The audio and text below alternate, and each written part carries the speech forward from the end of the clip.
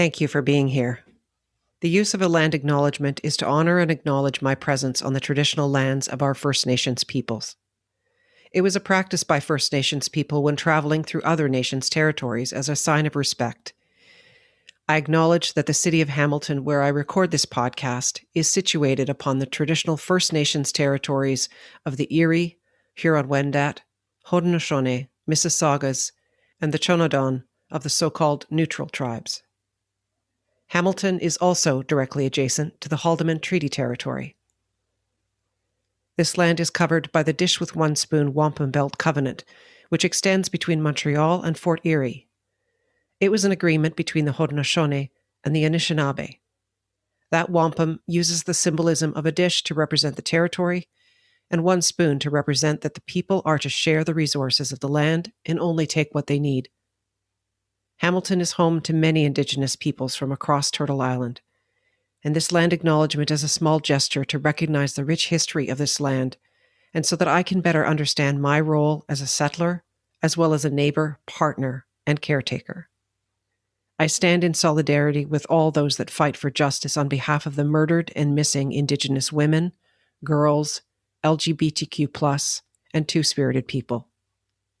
I grieve the generational trauma created by the residential school system and the 60s scoop. I grieve the children and childhoods lost through ignorance and racism. Miigwech. Thank you.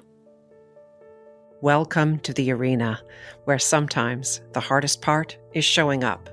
My name is Linda McLaughlin. Thank you for being here. Before we dive into this story, I wanted to give you a bit of a background on a few things we reference in our conversation. First, The Secret. The Secret started as a documentary film by Rhonda Byrne. Created in 2006, it talked about the law of attraction and featured several self-proclaimed experts, one of whom was James Arthur Ray. An appearance on Oprah propelled the awareness and interest in the film, book, and related merchandise into the stratosphere. The so-called experts featured in the film all benefited from this worldwide attention. None more so than James Arthur Ray, who parlayed that attention into a successful speaking and self-help workshop business. This part of the story culminates in the fatal sweat lodge incident. This is a passage from an article written by ABC News that summarizes some of the details. More than 50 people participated in the October 2009 sweat lodge that was meant to be the highlight of Ray's 5-day spiritual warrior seminar near Sedona. 3 people died following the sauna-like ceremony meant to provide spiritual cleansing. 18 were hospitalized. Ray's attorneys have maintained the deaths were a tragic accident. Prosecutors argued Ray recklessly caused the fatalities. Ray used the sweat lodge as a way for participants to break through whatever was holding them back in life. He warned the participants in a recording of the event played during the trial that the sweat lodge would be hellacious and that participants were guaranteed to feel like they were dying, but would do so only metaphorically. James Arthur Ray was found guilty of 3 counts of negligent homicide. He served 2 years in an Arizona prison. A final note, this so-called sweat lodge incident was not a traditional Indigenous sweat lodge. I use that term as it is how this event is referred to in the reporting. There was no participation by Indigenous healers in the creating or conducting of the sweat lodge. This is episode 37. If there was a continuum, it's become a horseshoe. And at one end of the continuum was the alt-right, QAnon, out-and-out conspiracy thinkers and theorists. And at the other hand, it's the consciousness crowd. Yeah. And what the pandemic has done is it's created this shitstorm where, for whatever reason, and I think there are a number of them to explore, they've bowed around and they look the same, they talk the same, they believe the same. And so some of my struggle with that is looking at on above and beyond the challenge that I was a part of, which was a charismatic leader with a very unhealthy environment. There is not a stitch of regulation anywhere that all of these helping professionals who, whether they realize it, are under some kind of influence from their Q adjacent, they're parallel. They're running in parallel right now, and it's a very dangerous thing. And again, people are dying as a result of believing or not believing, and their actions are swayed by this cult of personality. It's the conversation I want to have, Linda, so I welcome it. I was taken with this story on so many levels, and it confronted a whole bunch of things that were so powerful. And I have a short intro for you. Please feel free to correct me on anything that I might miss or that I got wrong in putting this together. You're a daughter and stepmother. Do you have any siblings? I have 3 younger brothers. You're a former high school teacher, trainer, sales professional, multi-entrepreneur, and now are a photographer, podcaster, writer, and professional coach.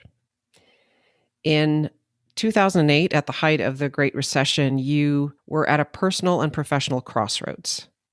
You became involved in the self-help industry, first as a client and then as a coach. And then your path took a tragic turn. On October 8th, 2009, you were present at what became known as the fatal sweat lodge incident in Sedona, run by James Arthur Ray. 3 fellow workshop participants, James Shore, Kirby Brown, and Liz Neuman, lost their lives, and dozens more were injured. You've spent years recovering from that night, and you were asked to relive it through the criminal trial, through CNN's Enlighten Us documentary, and Wondery's podcast series, Guru, exploring that fateful night. In 2017, you created Free Your Inner Guru, a podcast for ethical leaders and discerning seekers. And today you're building the Free Your Inner Guru leadership community for conscious leaders to participate in supportive and change-making conversations. Welcome to the arena, Laura. Thank you so much for having me, Linda. As I was listening, I'm taken aback by the arc of that story. And sometimes it's hard to believe that it's actually the story of me. The cult of personality that allowed this person to reach a point where he was able to surround himself with people who bought into what was being said, that there was a culture of not questioning what was being asked of them. And they went forth and put themselves in a situation that put themselves in danger, put their friends in danger. And at the end of it, unfortunately, 3 people died in the case of this sweat lodge incident. And it's just this way of humans hearing what they need to at a time when they're at a place in their life where they need to find a way of making sense of something, and an intense need to belong and believe in something or someone. And as I say, we're finding ourselves in this place again with QAnon, with the previous president, and all that's been going on, and all the anti-vaxxing mindset. I appreciate the role that you are taking on as someone who is wanting to make a difference in both the coaching community, but also the self-help community, to bring an awareness to perhaps the dangers, but also there are tremendous benefits in doing the journey of introspection. So welcome to the arena, Laura Tucker. That was a very long preamble. You'll lob it over to me now. That's right. To respond. There wasn't really a question in there. It was just a statement. It was a huge, long thing. Oh, gosh. I welcome the opportunity to share a laugh because the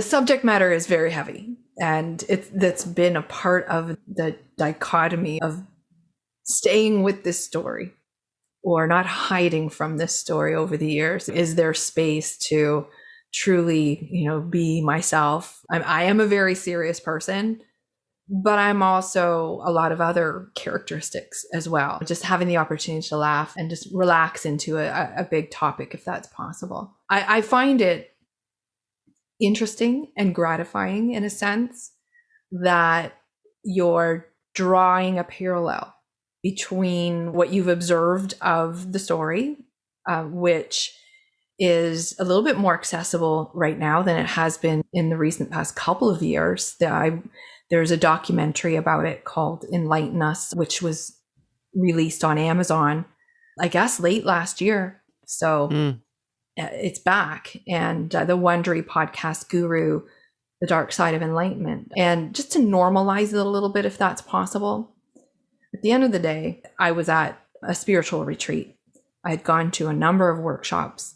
This is now fully 12, 13 years ago, when even going to these workshops was still very much kind of a fringy thing to do. It was just starting to come into the mainstream. And to be honest, I stumbled into it. I was consulting in the automotive industry from 2003 up until 14. But being a consultant in the automotive industry in the Great Recession, that was a highly impacted industry. And things that had been pretty much easy and formulaic became very challenging.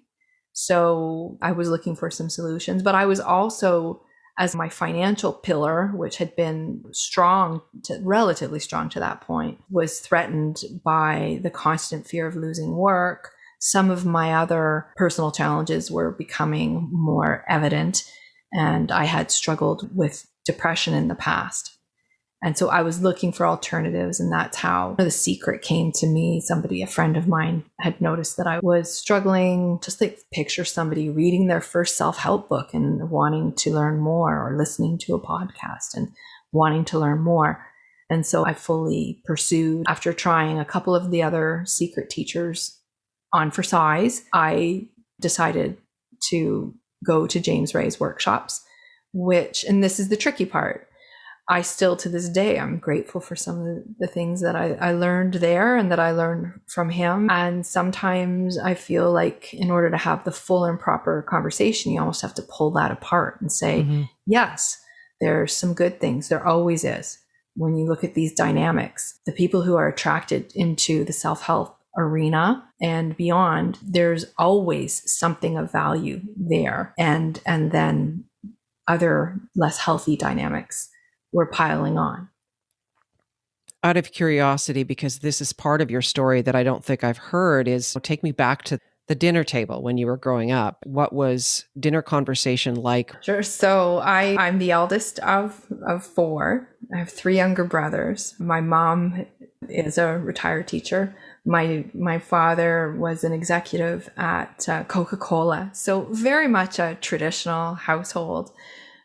It's funny, I'm not all that different now than I was as a child. Fairly serious, loved to read, loved to learn new things. Being the only girl and the oldest of four, I was very much a little micro leader in our environment. Often left in charge, and grew up quickly. And then, not to give you the whole life story, but I have a rebellious streak. So while I never got into serious trouble when I was younger, there certainly are some good stories, but I was like always wanting to go and very independent. And I was always streamed academic and went to post-secondary school. It's sad now in retrospect, but I defaulted into teaching as my first career, and wish that I had chosen it more intentionally.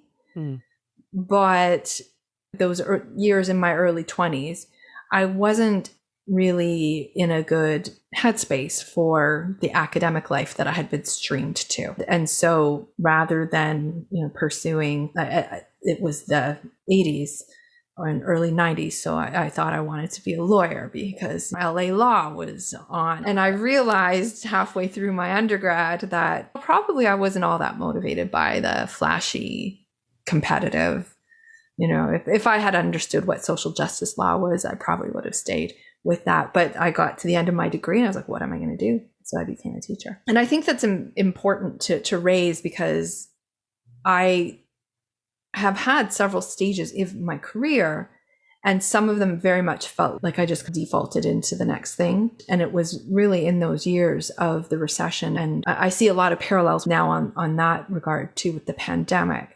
When you're put into challenging times, for a lot of us, it's a call to go within and go deeper and try to figure out, like, really, what's this all about?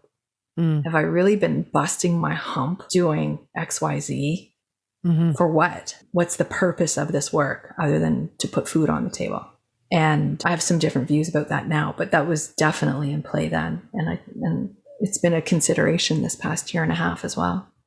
For sure. And I'm 100% sure that a lot more people have faced that within themselves in the last year and a half of what's it all about? What's it for? What's my purpose? All of those kinds of questions. There may be an obvious answer to this question, but what event in your life has had the most profound impact on you? So the sweat lodge, given the events, is certainly the most dramatic and obvious. But I'll choose something that happened in 2002. It's a precursor to the entire story. We have a very close-knit family with our cousins, and my youngest cousin was killed in a car accident on October 22nd, 2002. And on that day is the day that, for the first time in my life, certainly not the last time, I questioned my own mortality. And it was also the day that I stopped taking antidepressants that I had been taking in order to survive the corporate environment that I was in at that time. Something inside me just said, and it did occur to me almost like a voice from the backseat of a car, that I needed to feel what was going on. And I recognize that voice now as my intuition, a little disembodied in that moment, but it was definitely my intuition saying, this is real, and this haze between you and it needs to go. And that was definitely a defining moment, because it ultimately led to me leaving corporate life, and then in the next couple of years picking up photography and investing very heavily into it as a creative passion, and ultimately leaving Toronto to go live in Western Canada for 9 years on this creative journey. In Kelowna, which is a beautiful place and a favorite place of mine in Canada. Oh, yes. My podcast, is about living a courageous life. And I'm sharing stories of a wide variety of people who have been forced into or chosen moments where they've had to show up courageously. What does living a courageous life mean to you? When I think of the times that other people may characterize as courageous, to me, courageous is a tough label to apply to myself, because I think on the other side of that is actually a moment that you're feeling fear and you don't feel all that courageous.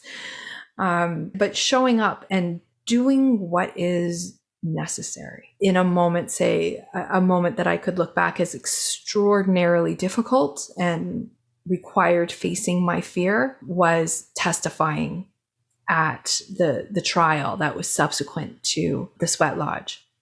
I was terrified. And there was a lot at stake. And there was a visibility on it that I was very uncomfortable with. Certainly when 3 people die at a sweat lodge in the middle of the desert, it hit the news big and broadly. And so that media coverage was something that I just wanted nothing to do with at the time. So even right up into going into the courtroom to testify, I asked the judge to turn the cameras off. That I didn't want to be on CNN. It was, believe it or not, like I totally don't identify as someone who's testified at a trial that's been broadcast on CNN. Who does that? Not right. And I will say this is going to sound almost unbelievable, but recently during the trial for the murder of George Floyd, I'd go downstairs in the middle of the day for lunch and flip on the TV, and it always seemed to be when one of the key witnesses was on the stand. And I was having this very strange experience of not having to work to have empathy for that person testifying to an extraordinarily painful thing that they had borne witness to. Yes. And I don't think I had ever allowed myself to really think about the impact that had on me, particularly with the young witnesses. Mm-hmm. Will they have the support? Will they have the amount of support and trauma that I saw there, knowing how challenging it was for me to find the type of support that I needed at that time? So it's just one of those things. So like showing up and being intentional and staying true to, even if it's something you don't want to be doing, staying true to your values and your ethics and hanging in there. Mm-hmm. The only thing that what I've tasked myself is to do my very best on this. And then once it's out of my hands, it's out of my control. Mm-hmm. And to me, that's the scariest thing. If I may offer, what I saw as being courageous through this process is a willingness to put yourself out there and examine on a constant basis what happened. There is that sense of, if I have to have had that experience, that something good does come of it.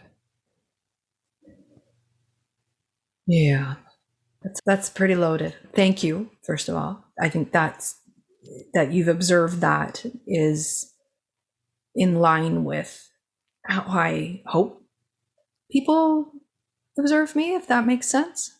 The name of my podcast is Free Your Inner Guru. It's about living from the inside and out, mm-hmm. instead of the outside in. It's the constant tug of war mm-hmm. between those different forces and perspectives. I try to monitor how much energy and attention I give to what other people perceive that I'm about. Because I think there's, just like anything else to do with this thing, there's the full gamut. I'm sure there's people who are like, why won't she shut up about that? And then there's people who are really want to hear it, and all points in between. And one of the things that I have found challenging and disappointing so far is that the focus has been less on the lessons and what can be done about it, and more on the sensational aspects mm-hmm. of what happened. Because they're sensational enough on their own. 3 people died in an enclosed structure with 50 plus people in it, doing what was meant to be an Indigenous inspired ritual and ceremony. And I did air quotes and I said inspired. Just yes. My perspective on that has shifted over the years. The way that it was all set out was as another physical challenge. So the physical challenge to stimulate or catalyze that much vaunted breakthrough that will get you to the other side. For me, there was a breakthrough at every single workshop, and it's a hallmark of going to this style of self-help workshop is that there will be something physical to either reinforce, create, or symbolize the work that you've done together. It's very common practice. And in the subsequent years, and I think this is congruent with my personality, I've found that type of pursuit of those breakthroughs, it's like a hack of the process. And they don't stand up because they require another breakthrough. They require another hit. Mm-hmm. It's addictive by design. And it keeps people coming back for more. And there's an industry built around that model. And I guess what is most disturbing to me is that in all the time since, nothing really changed. And sometimes when I say that, people will counter with, well, I think people toned it down. I was like, well, maybe some of the self-help leaders in 2008, 2009 at the height of the secret, maybe they toned a few things down. Maybe people self-governed and self-regulated, but nothing's ever been done to make sure that a conscious bad actor that comes into the self-help space, who is charismatic, who is manipulative, who is using tactics and techniques that are known to be highly indoctrinating and manipulative, unbeknownst to the people in the room, can do similar harm. And I think that might be, and I want to throw a question to you on it, I think that might be where some of the parallels are to be drawn today in the broader societal context. Mm-hmm. Because in a way, for me, this last year and a half has felt like a very long sweat lodge. Waiting, there's a lot of waiting. The fracture of community in the aftermath was like a bomb went off in the middle of a community. And people were either for or against. Nuance disappeared from the conversation. And that was about the time where I disappeared from view, because I knew that I was going to be needed at the trial, and it was not going to serve me to show up in the media and be my fellow survivors who did go in the media at that time were not treated well. And so now I think because I ultimately stayed in the self-help space, and because I see that these dynamics have replicated and grown in so many ways, this story will be told. And really the only way I'm going to be happy with how it's told is if I tell it. How do you continue to grow in a way that is safe and healthy for you?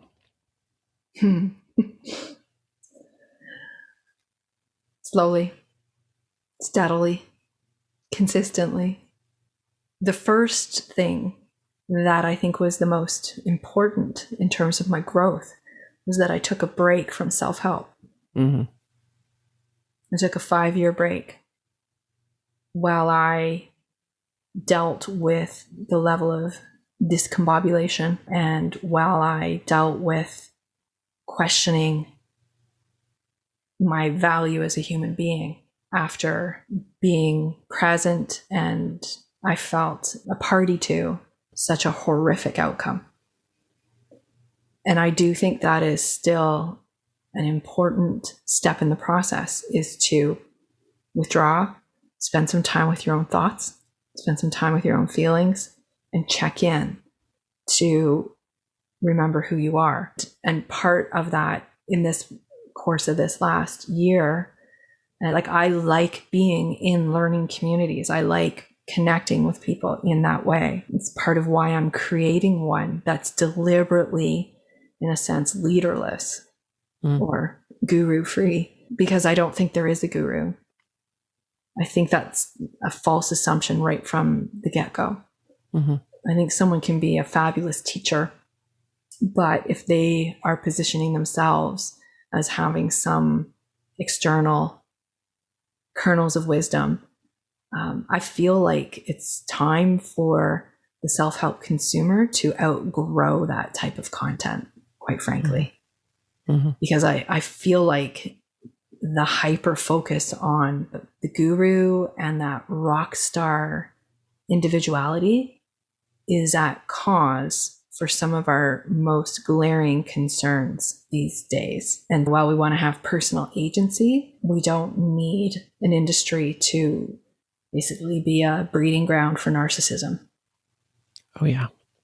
What impact do you want to have on the world? I used to think that the difference I wanted to make was that I was going to be a coach and a speaker who transformed the self-help industry from the inside. And I think the timeline on that for me has run out. It's not been for lack of trying. It's just I have not found that I want to run an authentic business and treat it like the other businesses that I've had. But none of the other businesses were so personality driven. And quite frankly, none of them required the amount of marketing and constant promotion, which becomes self-promotion. And I think there's something in that in terms of the legitimacy of the business, that if it means that you basically have to be out there every single day indoctrinating other people, maybe we should be looking at that. Is it even real? And I know that opens a can of worms, but that's the type of exploration that I'm doing. Starting my podcast was the luckiest thing that I've ever done, because it gave me a voice again, and it allows me to sit with some very thoughtful, intelligent people and take these topics apart and put them back together.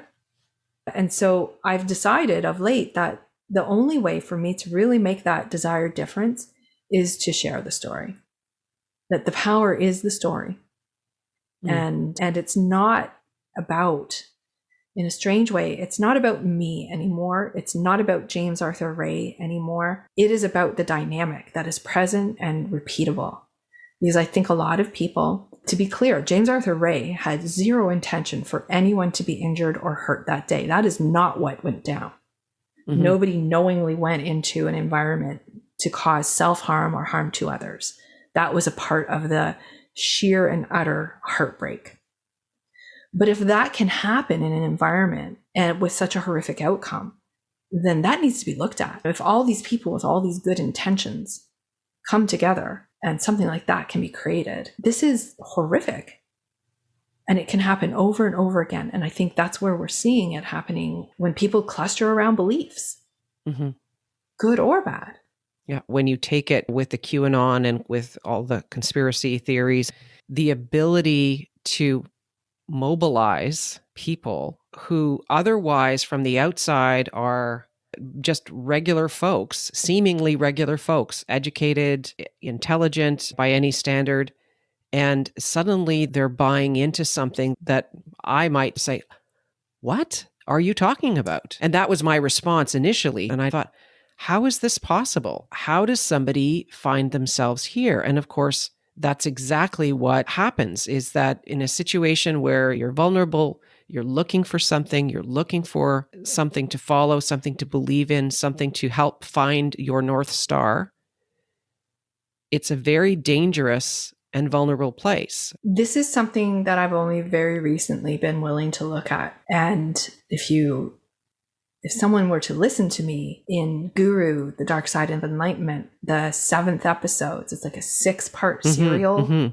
And then the 7th episode is a panel. And you would hear me and Ginny Brown, the mother of Kirby Brown, who passed away, talking about how this is not a cult, that there are certainly things that are cult-like, but this is not a cult. And we take great pains at differentiating what went down in Sedona on that day and what was going on from these crazy cults. And it's only been within the last several months that I have been willing to peel back that layer. And there's a few reasons for that. One is definitely what we see happening in society, the polarization of, I'm Canadian, but in the United States, the Democrat, Republican. We have dynamics like this in Canada as well, but also how everything has been politicized around that very binary perspective. And life is in the nuance, right? Truth is in the nuance. And so this type of thinking is not healthy, and it engenders very unhealthy dynamics. So more recently, from listening to podcasts, Conspirituality, and a little bit culty, which is a couple of cult survivors from Nexium, who are able to treat the subject matter with humor while exploring. I ended up getting in touch with a cult expert, and so peeling back the layers on the cult dynamic and seeing that the actual cult experts will tell you this is not this is not a binary perspective. It is a continuum. And anywhere that there is influence and indoctrination, these dynamics are present and it's incredibly unhealthy. So I have to be prepared to look at that, to thoroughly understand. But also, if my role, which I would love it to be, is to educate on these things and to educate on how self-help can be these things. Mm-hmm. So that someone at the other end of this conversation could say, there but for the grace of God go I. And I know a lot of people have that reaction when they see us and think that could have easily have been me. Mm-hmm. And those are the people that I'm interested in connecting with, right? Because they're curious, educated, want to make a difference. And as it turns out, that is the recipe for vulnerable to a cult. And as deeply uncomfortable as that is, the more you learn about, I'll put this in first person, the more I learn about this, the more I realize that it's the best aspects of me, the ones that I like the most about myself: creative, curious, sensitive, want to make a difference, caring, highly empathetic, intelligent. These are all the things. And so I'm learning to get comfortable with the word vulnerable and not see it as weak. And let me tell you, there's people out there that want to hoist weak onto people like me and people in similar situations. And let me tell you, recovering from that is the opposite of weak. Yes. If you had the opportunity to have a 5-minute conversation with someone, living or dead, who would that be? Liz Neuman. Yeah. For the listener, Liz is the woman who was beside me in the sweat lodge, who, although she did not die on scene, she died in the hospital a week later. And I would give anything for 5 minutes with Liz Neuman.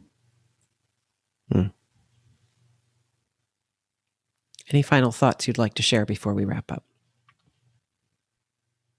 Go gently. I'm going to assume that people listening here are people like me and you who are seekers, who have great big heart, and who probably have a story of their own, and to go gently, to not force. And the obvious analogy to the sweat lodge is there as far as forcing your breakthroughs and forcing your growth. But even more so is to learn to go, this is the thing that I'm still learning, but to go gently on myself. I have been the queen of hard on myself. And that didn't do and hasn't done anyone any good. So to go gently, and there's real strength in that. Any questions I've asked you that you'd like to ask me, or anything else you'd like to ask? What made you curious about this story? I think I wanted to understand, because I think 90% of people out there go immediately to judgment, like, how could you, and how could you get sucked into this? I think when you meet someone who's been in that kind of a situation, it made me realize that it could have been me.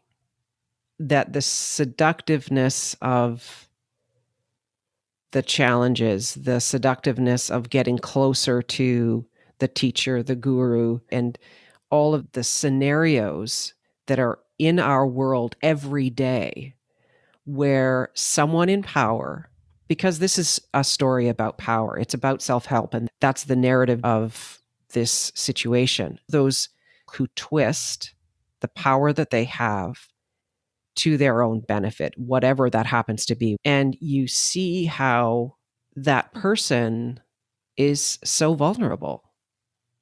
They may be intelligent, they may be educated, and yet they get drawn into this situation. And so it's so easy to heap blame or heap shame or labels on someone without fully understanding and putting yourself into their position to say, let me really sit with this story. Let me really understand and try and put myself into this person's position. and how important it is to educate people around having their own agency, listening to their bodies, listening to their gut, listening to themselves. And I know that, again, in the Guru podcast, there was Ginny Brown. She talked about how the people who were there, including her daughter, were trained to not listen to themselves anymore and not listen to their bodies, to be desensitized to that. I'm not sure if I've answered your question. Yeah. And for me, I see what happened to us as a microcosm for what happens broadly and pervasively. Everyone is trying to influence everybody. Mm-hmm. And this whole experience has changed how I consume information. Mm-hmm. I have done my best to not become cynical, but to become as highly discerning as I can be, which means that my toleration for inconsistency in character is just about zero. And some people may characterize that as having standards that are too high. I'm willing to come forward. Like, there's no hiding from it. It's on the internet. I figured that out around 2015, that if I was going to, at the time, enter into coaching, there's no way that I was going to escape it. So I decided that, Len, we need to hit it on the head as best you can. If people are investing in projects to tell the story, do the best I can do to bring credibility, to bring empathy, to represent myself and my peers, including Liz and Kirby and James Shore, to represent as well as possible. Because for every single person that can go from out and out judgment saying that there's something wrong with them to some position of empathy where whether it could have been me or it could be me, or I think I know someone who that is right now. I think the storytellers have more capacity to heal by sharing story than any amount of preaching. You know, there's a place for education, there's a place for opinion, but also authentically sharing story can move people in ways that a top-down approach just doesn't do it. Thank you so much for doing this. Thank you for having me. It's been a pleasure to be here. Since our conversation, Laura has waded into the indoctrination and cult dynamic in self-help and wellness on her podcast with cult expert Yana Lalich and yoga industry disruptor Wolf Terry. The Free Your Inner Guru leadership community is also in full swing. They meet once a month on Zoom and share leadership practices. I will put links to her websites and social media in the show notes. Thank you for listening. Please follow or subscribe to this podcast, and if you feel someone else might benefit from listening to this episode, please share it. Leave a rating or review wherever you listen to your podcasts. Please feel free to reach out to me via my website or email at linda@lindamclaughlin.com. I look forward to sharing my next guest story of recovering from boyhood traumas and a career in the military to become a successful serial entrepreneur. Until next time, my name is Linda McLaughlin in The Arena.